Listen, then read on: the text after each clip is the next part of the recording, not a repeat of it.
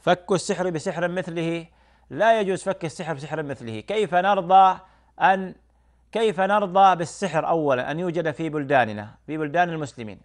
كيف نرضى أيضا أن نذهب، أن تتحرك أقدامنا وأن نركب الطائرات مثلا أو السيارات ونذهب إلى هذا الساحر نقصده؟ هل هو عالم جليل حتى يقصد؟ أم هل هو رحم من الأرحام حتى يزار؟ أم هل هو أخ لنا في الله حتى نتكبد المشاق لزيارته وحتى نؤجر على زيارته كما جاء في السنة؟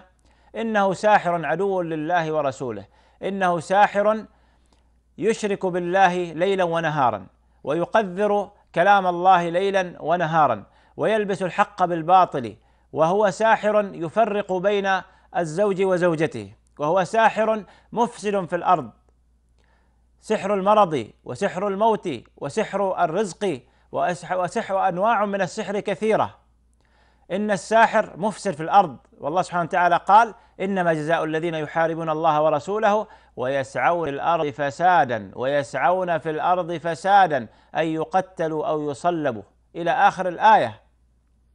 كيف نرضى أن نذهب إلى الساحر ونترك الأمر بالمعروف والنهي عن المنكر؟ هل يجوز لنا أن نقر الساحر على سحره؟ أين عقولنا؟ أين ديننا؟ أين حميتنا؟ أين حميتنا الدينية؟ السحر إنسان كافر وإنسان نجس، ينجس نفسه ومن حوله وينجس آيات الله سبحانه وتعالى. كيف نرضى أن نذهب إليه وأن نجلس بين يديه كالتلميذ بين يدي الشيخ ونستنجد به وكأنه المغيث لنا من دون الله سبحانه وتعالى؟ قال سبحانه وتعالى: إذ تستغيثون ربكم فاستجاب لكم. كيف نستغيث بعدو الله الذي يشرك بالله سبحانه وتعالى؟ قال النبي صلى الله عليه وسلم: حد الساحر ضربه بالسيف، وقرئت ضربة بالسيف. يجب التبليغ عن السحرة ورفعهم إلى الجهات المختصة، ويجب تحقيرهم وإذلالهم والتضييق عليهم. أما الذهاب إليهم ودفع الأموال مقابل السحر والعياذ بالله تعالى فقد ذهبت إلى النار، كالمستجير من الرمضاء بالنار.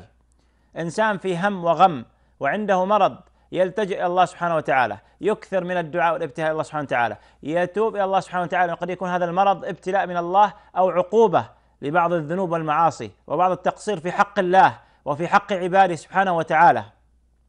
عليك بالرقية الشرعية، أكثر من الرقية الشرعية يوميا صباحا ومساء. هناك كتب كثيرة منتشرة، قد صدر لي كتاب قبل حوالي شهر اسمه روح ورياحين في أذكار وأدعية ورقية سيد المرسلين.